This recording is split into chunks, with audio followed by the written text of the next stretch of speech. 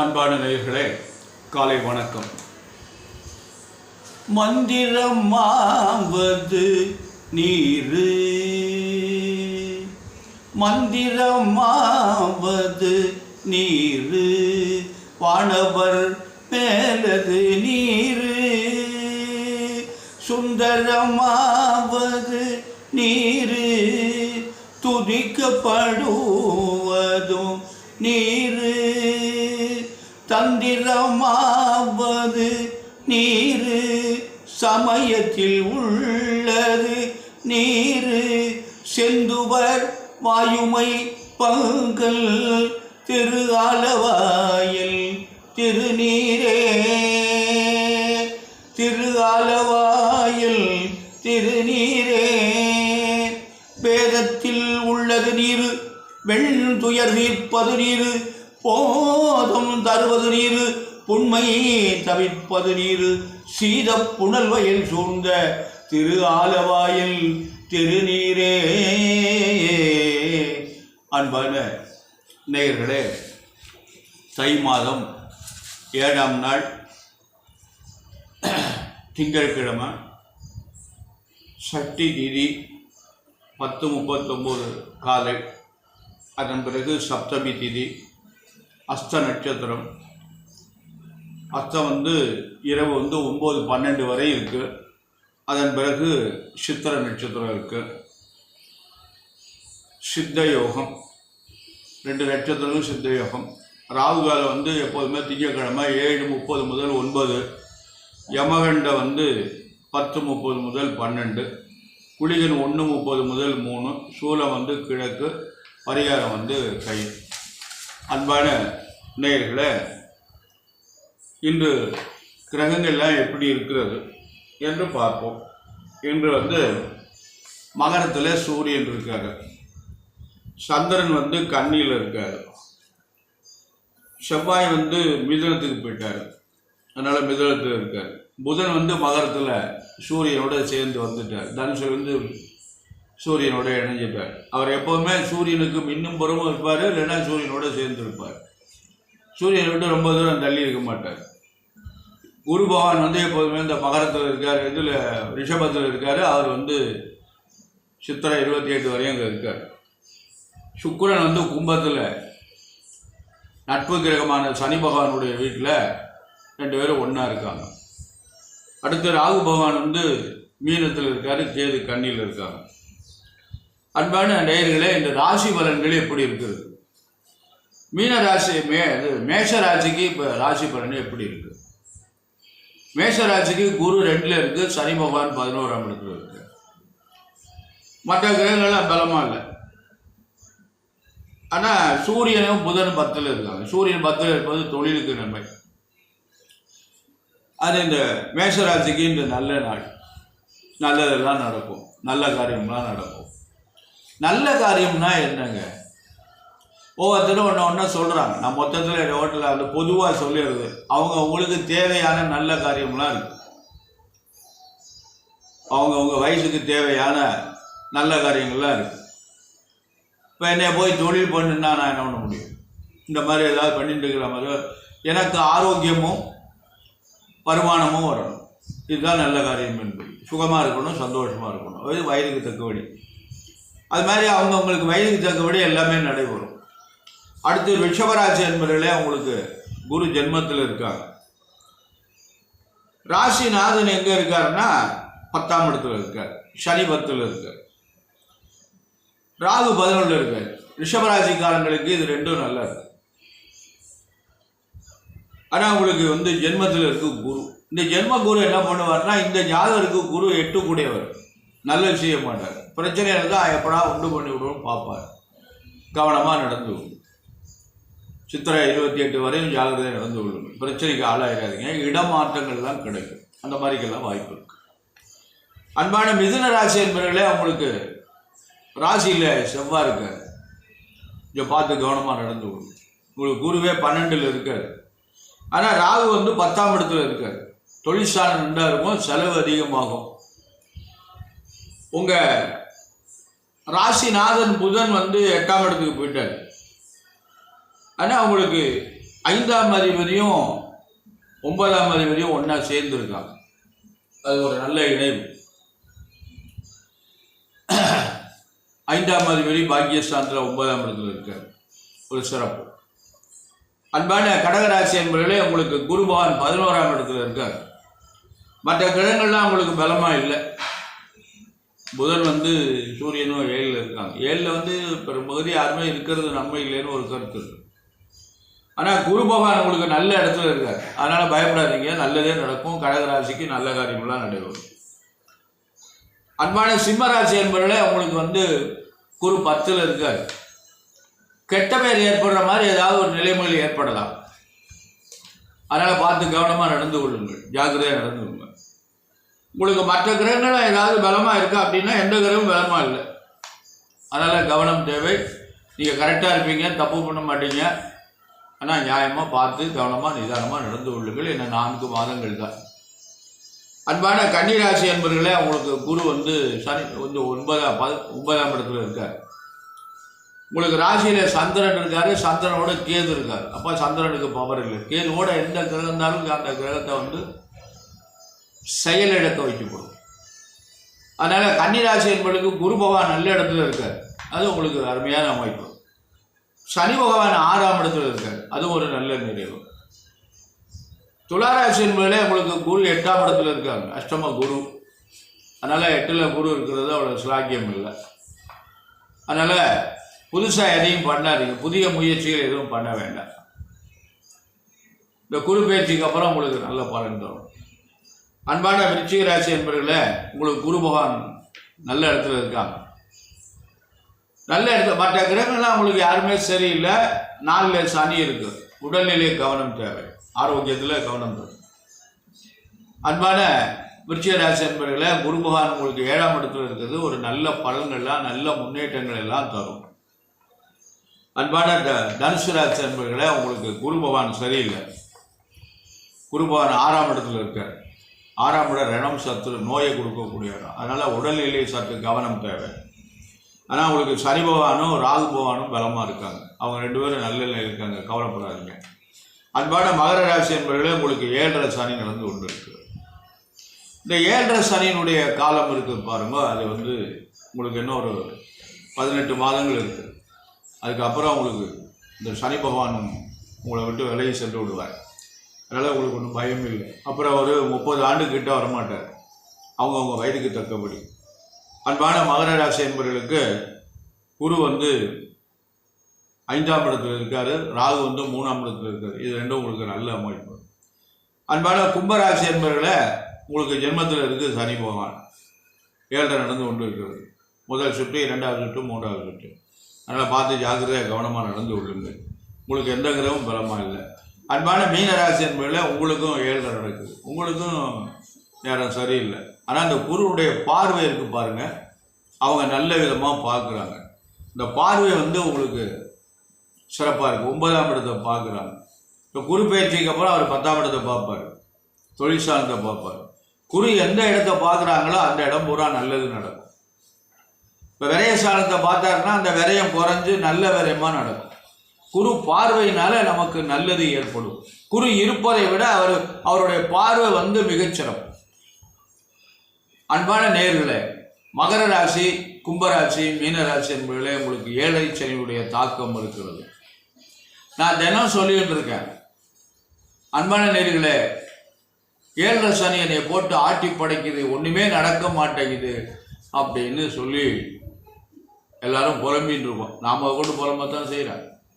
எனக்கு 7.5 ஆரம்பிச்சுடுச்சு, நான் மீனராசி, என்ன பண்ணுறதுன்னு தெரியல, என்ன பண்ண போதோ, சனி பகவான் என்ன பண்ண போகிறானோ அந்த சனி பய அப்படின்லாம் நம்ம திட்டுறோம். தவறுது. அவர் வந்து அவருக்குள்ள கட்டளையை அவர் செய்துதான் ஆக வேண்டும். நம்முடைய வழிபாடு முறையினால நமக்கு அந்த தாக்கங்கள் குறையும். நம்ம இறைவனுடைய நாமத்தை அனுதினமும் பாராயணம் செய்கின்ற பொழுது நமக்கு வந்து அந்த நம்முடைய கஷ்டங்கள் குறைஞ்சு நல்ல முன்னேற்றங்கள் ஏற்படும். சோதனைகள் இருக்கத்தான் செய்யும். சோதனையில தேர்வு பண்ணாதான் நம்ம வெற்றி அடைய முடியும். பாஸ் பண்ணா தானே. பரீட்சை என்பது சோதனை தானே. உனக்கிட்ட இருக்கிற திறமையை நீ கொண்டு வான்னு சொல்லுவருக்கு தானே தேர்வு வைக்கிறது. தேர்வு வச்சா தானே வேலைக்கு போக முடியும். தேர்வில் பாஸ் பண்ணால் தானே வேலைக்கு போக முடியும். அதே மாதிரி தான் எல்லாத்துலேயும் தேர்வு தான். வாழ்க்கையே நமக்கு ஒரு தேர்வு தான். அதனால் அன்பான நேயர்களை, கவலைப்படாமல் இறைவனுடைய நாமத்தை நாடுங்கள். அதனால் சிவபெருமான் பார்த்து கொள்ளுவார். அதனால் நமக்கு எல்லாம் வல்ல எம்பெருமான் சர்வேஸ்வரன் பரமேஸ்வரன் இருக்கிறார். அவருக்கு மிஞ்சின உலகத்தில் எந்த தெய்வமும் கிடையாது. அவர் தான் எல்லாத்தையுமே ஆட்டி படைச்சுட்டு இருக்காரு. அதனால் அவர் நமக்கு நல்லது செய்வார். அவருடைய நாமத்தை நாம் பாராயணம் செய்கின்ற பொழுது நல்லதே நடக்கும். அன்பான நேயர்களே, நம்ம ஒவ்வொரு நாளும் ஒவ்வொரு ராசிகளை நம்ம பார்த்துட்டு இருக்கோம். நேற்று லக்கணத்தை பற்றி பேசினோம். இன்று இந்த 2ஆம் இடம்னு ஒரு இடம் இருக்கு ஜாதகத்தில். அந்த 2ஆம் இடம் என்பது குடும்பம், தனம், வாக்கு, நேத்திரம் அப்படின்னு சொல்லி இந்த அதுக்குள்ள நிறைய உட்பிரிவுகள் இருக்கு. இருந்தாலும் முக்கியமானது குடும்பம். குடும்பம்னா கணவன் மனைவி. குடும்பம், தனம், வாக்கு, நேத்திரம். எப்படி சொல்றாங்க பாருங்க. குடும்பம்னா அது நடத்துறதுக்கு தனம் வேணும். தனம்னா பொருள் வேணும். வாக்கு சுத்தமாக இருக்கணும். வாக்கு சுத்தம், அதாவது குடும்பமானவரை சுத்தமான வார்த்தைகளை தான் பேசணும். தவறான வார்த்தைகளை பேசக்கூடாது, பொய் சொல்லக்கூடாதுன்னு சொல்லுவாங்க. நேத்திரம்னா கண் பார்வை. மனிதனுக்கு கண் ரொம்ப முக்கியம். இது நாளும் இந்த 2ஆம் இடத்தை வச்சு நம்ம ஆய்வு செய்கிறது. இந்த 2ஆம் இடத்துல இருக்கிற கிரகங்களை வச்சு நமக்கு ஆய்வு செய்யுது. 2ஆம் அதிபதி பலமாக இருந்தால் தான் பொருளாதாரம் ஓரளவுன்னு நமக்கு சரியாக இருக்கும். அதுக்கு மேலே தனகாரகன், 2ஆம் அதிபதியும் பலமாக இருக்கணும், தனகாரகன் குருவும் பலமாக இருக்கணும்.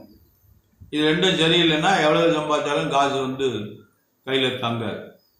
சில பேர் கேட்குறாங்க, என்கிட்ட காசே தங்க மாட்டேங்குது, எவ்வளோ வந்தாலும் தங்க மாட்டேங்குது அப்படிங்கிறாங்க. சரி, கணவன்கிட்ட தங்கல, மனைவிட்ட தங்குதானே, 2 பேர்டையும் தங்க மாட்டேங்குது. அந்த மாதிரி சில ஜாதகங்கள்லாம் இருக்குது. என்ன பண்ணுறது? அந்த மாதிரி எல்லாம் ஒரு சூழ்நிலை இருக்குது. அதனால் இந்த தனம் அதனால் இப்போ நமக்கு எப்படின்னா, குடும்பம்னா என்ன அப்படின்னா, குடும்பம்னா கணவன் மனைவியினுடைய ஆயுளை நிர்ணயம் செய்யும் இடம்.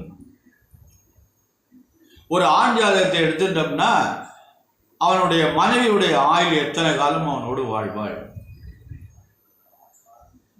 அப்படி என்று ஒரு காலத்தை நிர்ணயம் செய்யக்கூடிய இடம் அந்த இடம். அந்த இடத்துலேருந்து யாரும் தப்ப முடியாது. அந்த இடத்துல பாவக்கிரகங்கள் இருந்தால் அவனுக்கு இருதாரம்னு பேர். அப்போ அதுக்கு என்ன பண்ணுறது அப்படின்னா, சீக்கிரமாக கல்யாணம் பண்ணக்கூடாது. தாமதமாக தான் 27க்கு மேலே தான் கல்யாணம் பண்ணணும். பரிகாரங்கள்லாம் பண்ணிட்டு பண்ணுறாங்க, மாபெரும் குற்றம்.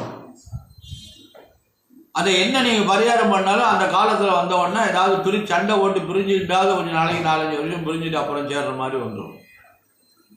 அதுவே இந்த தார தோஷம் தான். அதே மாதிரி பெண்களுக்கும் அந்த மாதிரிலாம் இருக்குது. மாங்கல்ய பலம்னு பேர். இப்படிலாம் ஒரு கருத்து இருக்குது. இது ரொம்ப வாழ்க்கையில் நமக்கு மனிதனுக்கு கல்யாணம் பண்ணிட்டா மனைவி கடைசி வரையும் நம்மளோட வரணும். முந்தி போகிறாங்க பிந்தி போகிறாங்க, அது ஒரு கருத்து. கடைசி வரையும் நம்முடைய ஆயுள் வரையும் மனைவி நம்மளோட வரணும், அவங்களுடைய ஆயுள் வரையும் நம்ம அவங்களோட போகணும். இதுதான் குடும்பம் என்பது. அடுத்து தனம், பொருள். அதாவது பொருள் இல்லாருக்கு இவ்வுலகம் இல்லை, அருள் இல்லாருக்கு அவ்வுலகம் இல்லை. காசு இல்லைன்னா மனிதன் வாழவே முடியாது. அதனால இப்போ எல்லா இடத்துலையும் ஒரு காலகட்டத்தில் கிராமங்கள் எல்லாம் காசு இல்லாமல் வாழ்ந்தோம். நானே வாழ்ந்துருக்கிறேன். ஆனால் இப்போ ஒரு 50 ஆண்டுகளுக்கு பிற்பாடு கையில் காசு இல்லைன்னா மனிதன் வாழவே முடியாது. ஒரு நாள் கூட வாழ முடியாது. கையில் காசு இல்லைன்னா வியாதி வந்துடும். அதனால் அன்னைக்கு பொருள் இல்லாருக்கு இவ்வுலகம் இல்லை என்று சொன்னாங்க. பொருள் இல்லைன்னா இந்த உலகத்தில் நம்ம வாழ முடியாது, நம்மளை யாருமே மதிக்கவே மாட்டேங்கிறாங்க. காசு இல்லைன்னா யாருமே சுத்தமாக யாருமே மதிக்க மாட்டேங்கிறாங்க. உறவுகள் பணம் இல்லைன்னா என்ன பிச்சைக்கார பையலாக இருக்கான் அப்படிங்கிறாங்க. அந்த உறவுகள் நம்ம கொஞ்சம் ஆடம்பரமாக போனால் தான் நம்மளை வாங்கன்னு கூப்பிடுறாங்க. பொருளுக்கு தான் இப்போ முக்கியம் கொடுக்குறாங்களா, மனித நேயத்துக்கு முக்கியத்துவம் கொடுத்ததில்லை. அதனால் அவசியம் பொருளை தேட வேண்டும்.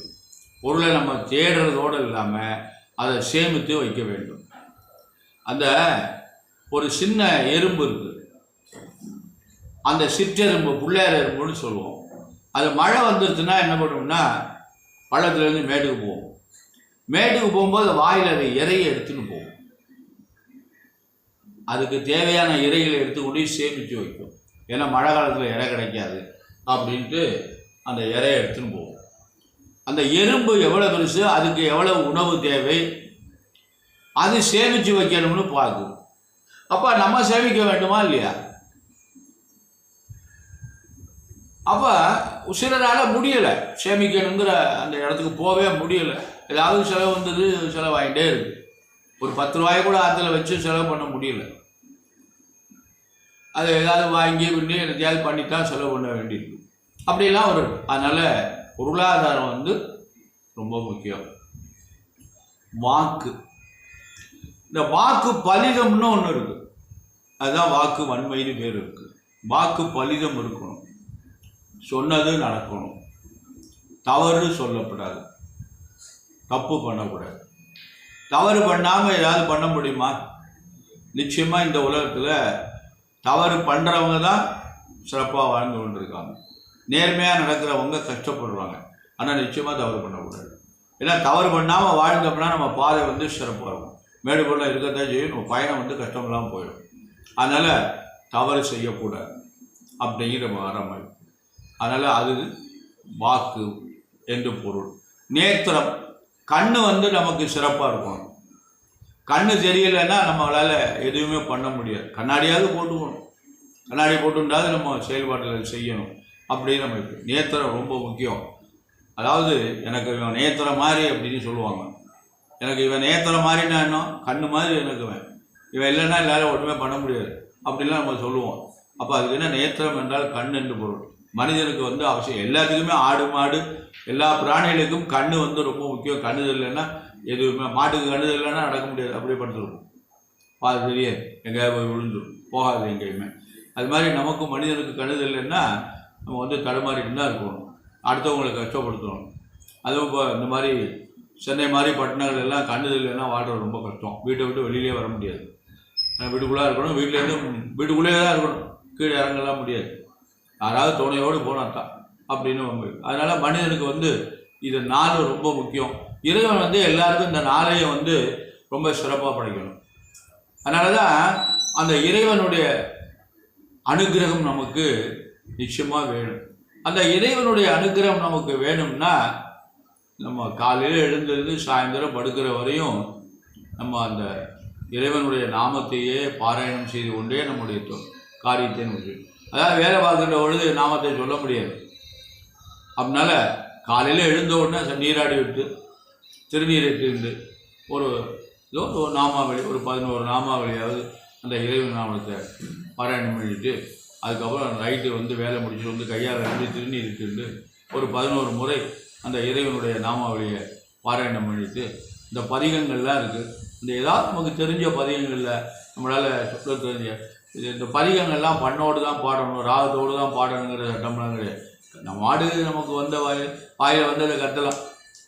அது இறைவனை பாடுவதற்கு ராகம் பண்ணு இதெல்லாம் அது பண்ணோடு பாடுறாங்க. அது வேறு. இசை தெரிஞ்சவங்க தான் பாட முடியும், நம்மளாலெல்லாம் பாட முடியும். நமக்கெல்லாம் இசையெல்லாம் தெரியாது, அதுக்கிட்ட நம்ம போக முடியாது. ஆனால் அதாவது அந்த இறைவனுடைய நாமத்தை பக்தியோடு அன்போடு நாம் வந்து சொல்லுவோமே, ஆனால் அந்த இறைவன் நமக்கு வந்து நிச்சயமாக அருள் செய்து நமக்கு எல்லா நன்மைகளையும் சொல்லுவார்.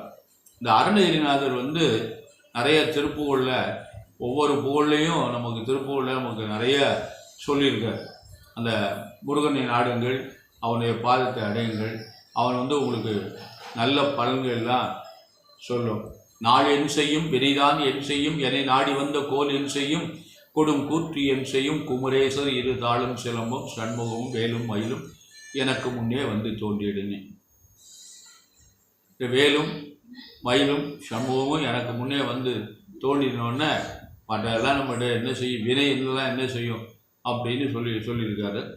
இந்த செயல்பட்டடிந்தது செந்தூர் வயல் பொழில், தேங்கடம்பின் மால்வட்டழிந்தது பூங்கொடியார் மனம், மாமயிலோன் வேல்வட்டழிந்தது சூரன் வெற்பனும், அவன் கால்வட்டழிந்தது இங்கு என் தலைமையில் ஐயன் கையெழுத்த.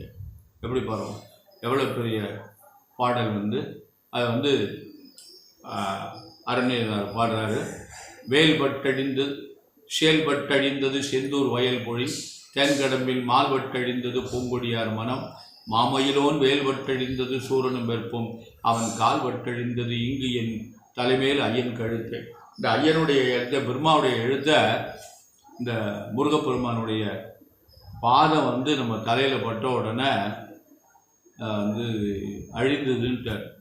இதில் இந்த பெருமாள் கோயிலில் ஒரு முக்கியமான ஒரு தரிசனம் ஒன்று இருக்கு, மற்ற கோயிலில் அது கிடைக்காது. அந்த நாரணனுடைய பாதத்தை நம்ம தலையில் வைக்கிறாங்க.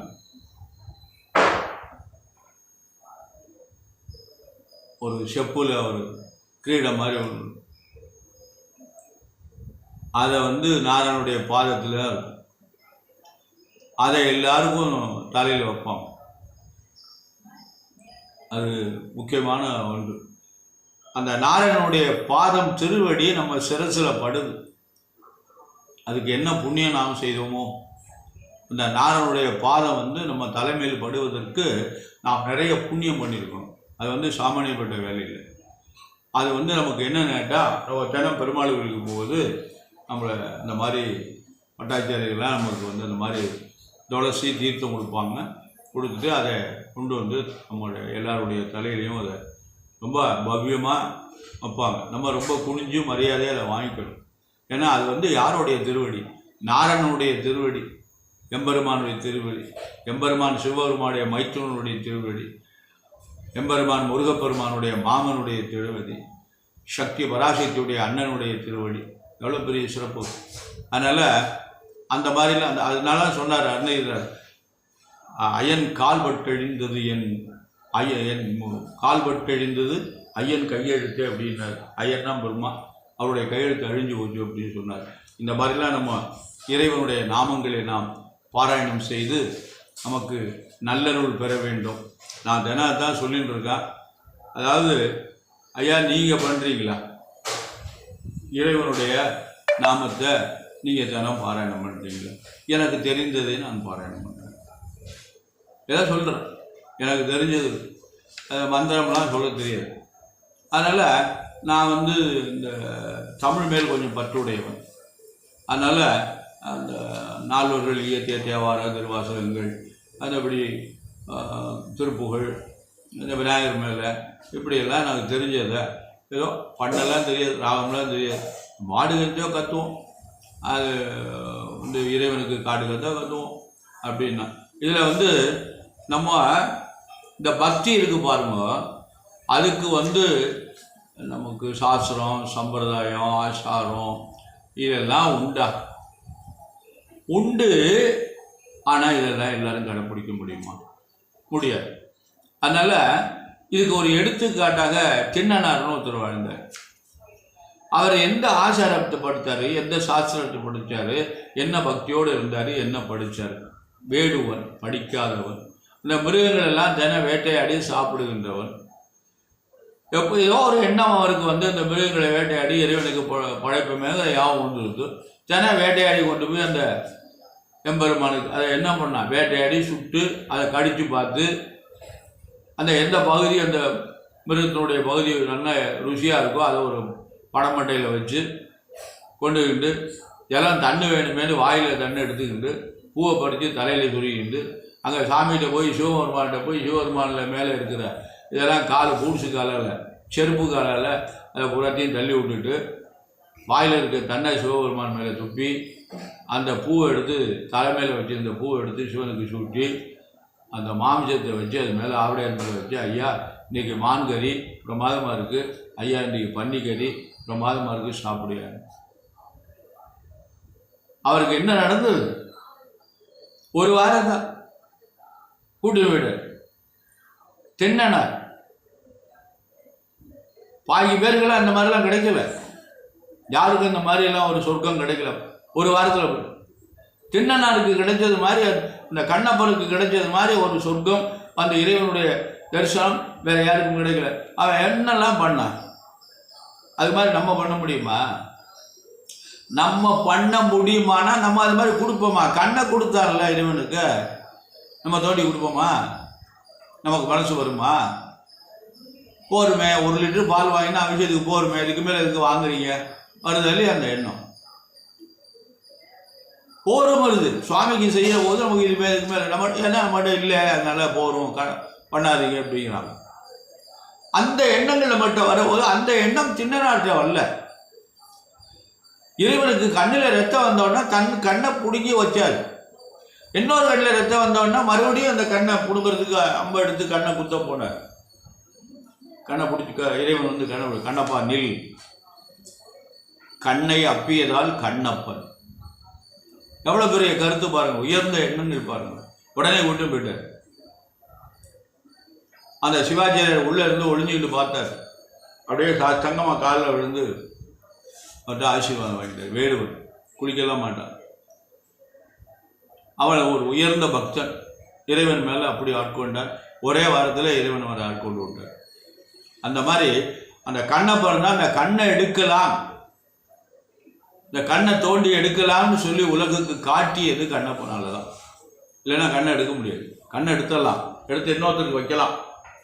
இந்த கண்ணை எடுத்து ஒரு மனிதர் இறந்து இத்தனை மணி நேரத்துக்குள்ளே அந்த கண்ணை எடுத்து வச்சோம்னா இன்னொருக்கு கண்ணு தெரியாதவங்களுக்கு அதை வைக்கலாம் அப்படின்லாம் அது வந்தது காரணம் என்ன கேட்டால் கண்ணப்ப நாயனார் தான்.